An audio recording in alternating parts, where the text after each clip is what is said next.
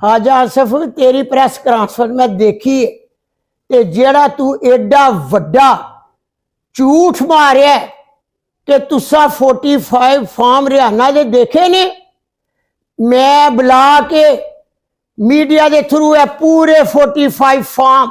350 दिखा रही हाँ। ते मैनू चैलेंज है तेनू मेरे वालों कि भाजी सफदर का बेटा में ते कल 4 बजे कचहरी आ जा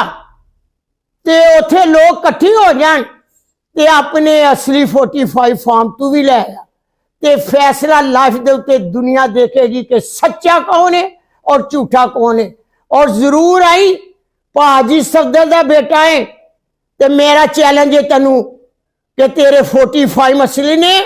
तो कल ले आया कचहरी च ते फिर मैं मनांगी कि ठीक है, नहीं तो ना आया